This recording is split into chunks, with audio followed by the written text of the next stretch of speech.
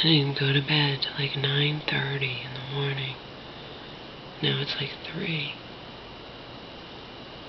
I told you guys why I do that, you know? It's to have privacy. It's to, you know...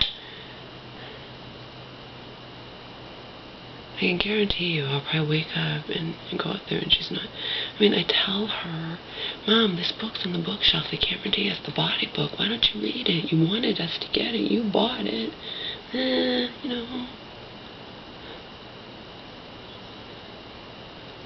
I mean, she, like, clings to me, but she can do things, you know, she could read that book, she could read the Woman's World magazines I give her to read, you know, just...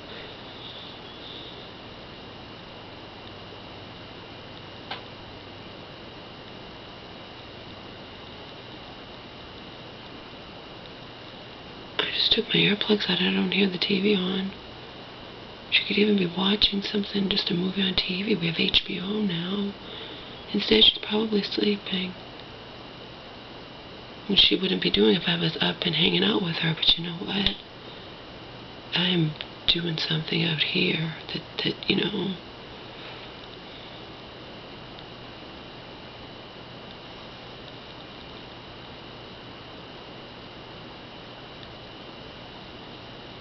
She probably slept all day, which isn't good. It's not good to sleep all day when you've slept 8, 9, 10 hours at night. They say it's not good. It can lead to a stroke or something. They say you shouldn't sleep that much, you know.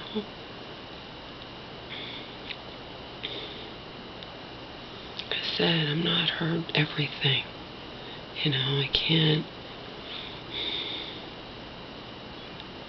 be her fucking everything. She could watch things on her own. She could read on her own. If she doesn't, if she chooses to sleep, it's not my problem.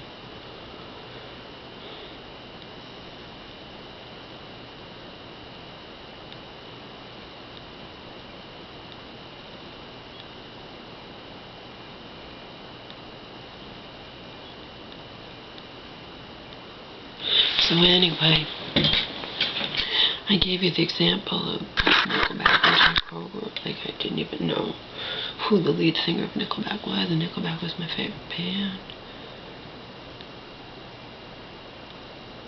I used to be in the pool and jacuzzi with Donald and listening, you know, to...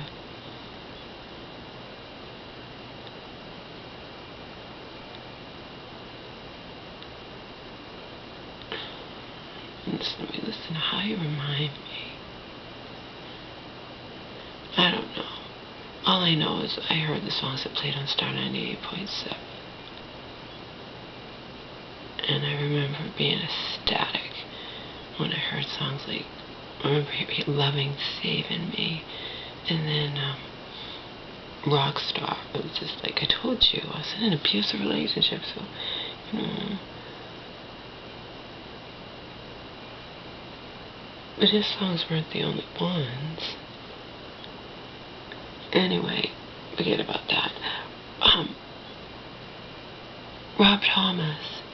I forget when I first heard Someday and Her Diamonds. But it was when I was flipping back and forth on the radio at some point. Because I tend to listen to all the old stuff, the classic rock, like from Rolling Stones and Aerosmith, so whatever station plays all that. But then when there'd be commercials, I'd go to more mainstream songs, radio stations here in Massachusetts and in LA.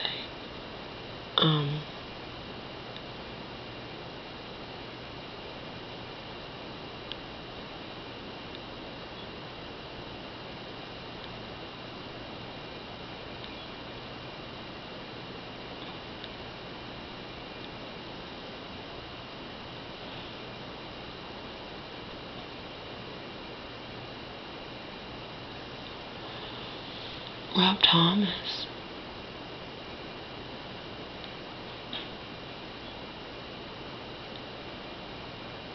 I had no idea. I believe I was listening. I remember being in my early 20s, Matchbox 20 and 3 Doors Down. I remember, know. Absolutely loving Mattress Bunny, Three Doors Down again. Never knew. You know. With me, I'm so much in my own head all the time that it's like, oh yeah, I love these songs. But I don't associate with, those songs were written by human beings somewhere on this planet, Laura. I don't. I just, I remember when I was listening to all this crap, the internet, YouTube and all that was only very recently. So people in their 20s now, or whatever, I mean, people a lot younger than me have never even known anything without having the internet and YouTube. But back when I was loving all this songs, there was no YouTube, So, and I didn't buy I don't even know if there were CD players back then. Mostly just listen to the radio on my Walkman. I would buy tapes too, but I'd buy old tapes. I listened to a lot of 80s stuff, 80s new wave and things like that. I definitely bought Devil Without a Cause, Kid Rock on a cassette tape. I bought that. And I reveled in it. I exercised here in Massachusetts.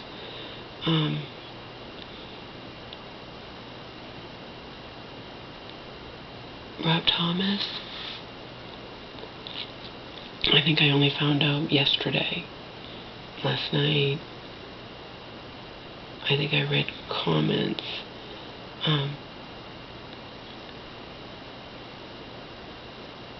I had no clue in the universe that Rob Thomas, the lead singer of Matchbox 20, and Matchbox 20 I used to listen to, like I said, when I was in my early 20s, I remember. Matchbox 20 was like my early 20s, right?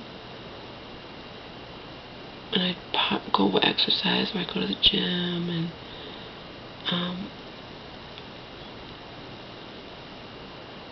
but Matchbox 20 and Three Doors Down didn't write songs that I would exercise to. They wrote songs that I just loved. I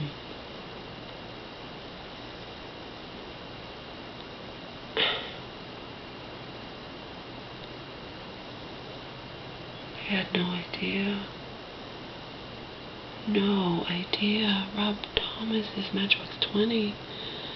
So I'm taking it that I don't look up these stars' ages either. Only reason I know about who was because I fell into a friggin' crazy ass delusion about him, and found out everything about him. But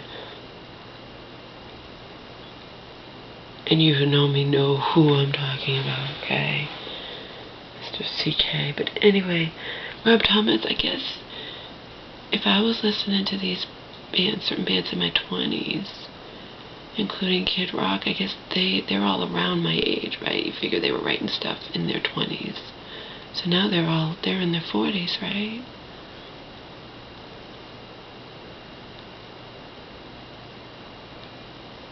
So they gotta be around my age. These bands, these songs that I loved, that sustained me. Their music sustained me, just so you know. It's proof that we're all connected. Because I don't know any of these people, and I never will, and you know what I mean, but their music sustained me. Just like it has sustained a lot of you guys, I remember first hearing Uncle Cracker's Smile. I loved his song Follow Me too, but I didn't like the cheating aspect of it, but I just liked the rhythm of it. But Smile, I loved that song. One time I was in the 99-cent store in LA, and they told you where we lived. I used to, there were 3 different, I walked everywhere, though I've always walked everywhere, but really within walking distance where you can run to the store to buy something because Hope's making some dinner or something, we need something rather. I mean, we had Vaughn's, the 99-cent store, Rite Aid, but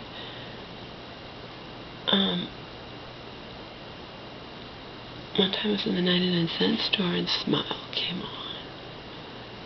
But yeah, I loved that song.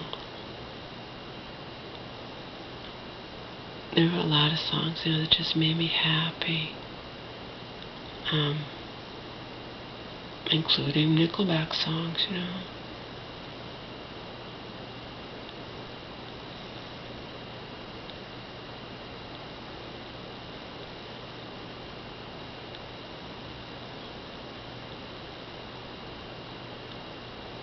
I was trying to think of other songs that I used to like, and I can't think of them. There's someone, I remember when I first heard, there were two songs, I didn't even know who sang them, Never Too Late and Believe. I think Believe is by Stained, I don't know. Never Too Late is, I don't know.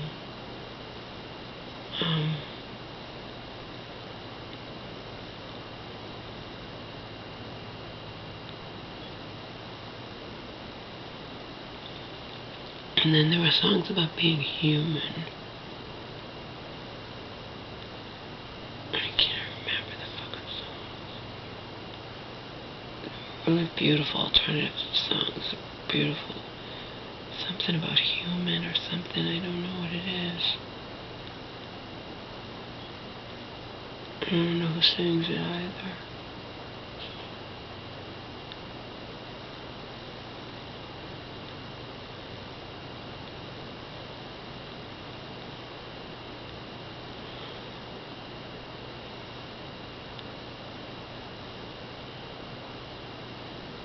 So I was just reading because about these movie theater shootings, how they're going to push to have metal detectors in movie theaters. Pretty soon everything's going to be like airports, where we can't do anything, even walk into a grocery store without being a metal detector and patted down and whatnot. That's the wave of the future, I believe it.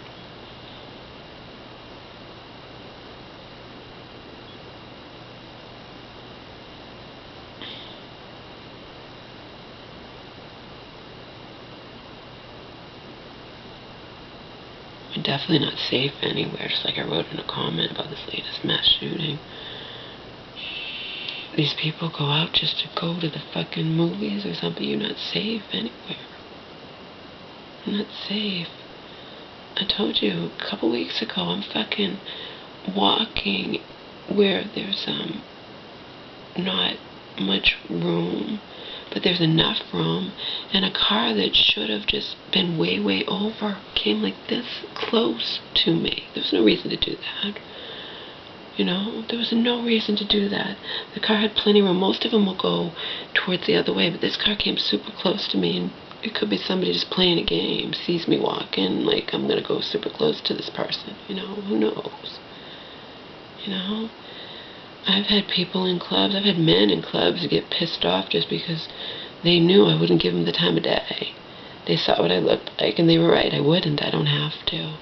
I don't have to be attracted to anybody. I don't have to date, fuck, marry, anything, anybody, any guy that I'm not interested in, period. But I've had guys get pissed off at me. Oh, most definitely. I've had guys get pissed off at me at the gym. They're trying to hit on me, and I just want to work out. In Bally's pool, that happened, you know.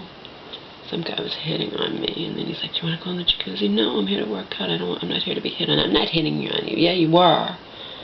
Yeah, you were. Don't fucking play that game with me. You were hitting on me. Go fuck yourself, you know. Seriously. But you never know. People are crazy nowadays. There are men. And yeah, I definitely think this is more of a man thing than a woman thing. There are men who get pissed off to no end at women whom they know wouldn't give them the time of day, wouldn't be interested in you know, dating them or having sex with them or whatnot. They get pissed. I've experienced it in fucking clubs. I've experienced it out in the world. Believe me, I have. And what I say is, fuck you. I don't have to be attracted to you. I don't have to let you touch me just because you want to touch me. And I know what I like. And one of the things I don't like is any kind of flab on a guy. None. It could be a tiny bit, but nothing major.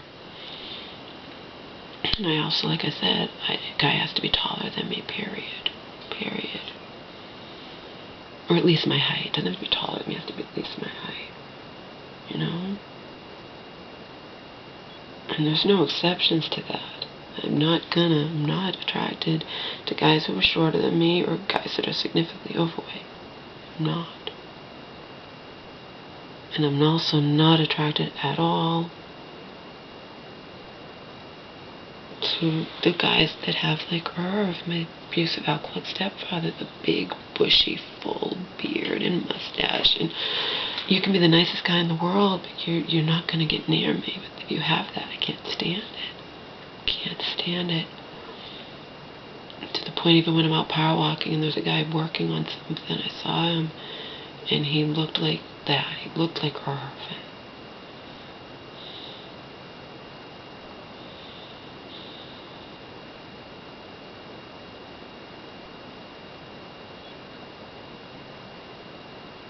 It's not that I don't know that all these songs that I love. Rob Thomas is, I didn't even know he was Matchbox 20.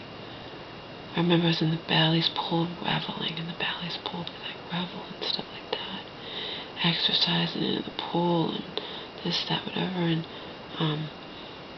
Lonely No More came on. I didn't even know that was Rob Thomas. I didn't even know who sang Lonely No More, and I didn't know that it's my Matchbox 20 from, because this was Bally's Pool in LA. You know, so this is when I was in my 40s. This was after Donald done what he'd done to me, and I went back there because my family here in Massachusetts fucked me over big time, including my mother in 2009. But the Bally's and Lonely No More came on the loudspeakers, and they played the loud at that Bally's. And I was like reveling in that song. I had no clue in the universe that was from my 20s Matchbox 20 lead singer. No, I don't know these things, people. I love the music. I don't think of the music being associated with any human being on this planet. I know that's horrible, but it's true. True. Horrible or not.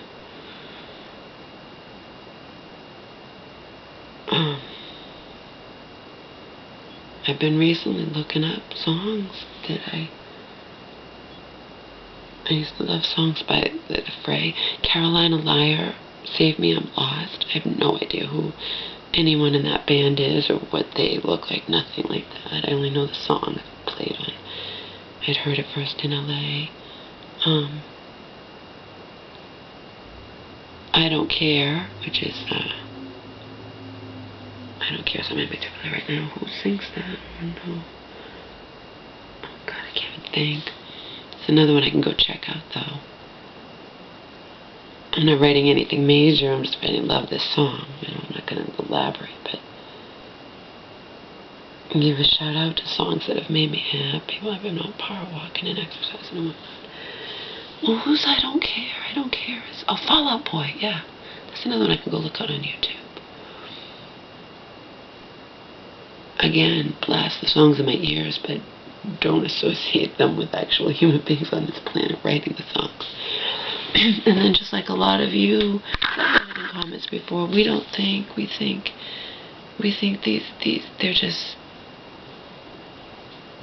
think they're just like in the sky, you know, like they're not touchable, and a lot of them, we believe, just write this music just to make money because they're undeniably, they're rich, famous, they're making millions upon millions of dollars writing this stuff, and we don't know that they actually mean anything they write. We like to think that they do, but we really don't know for sure, do we?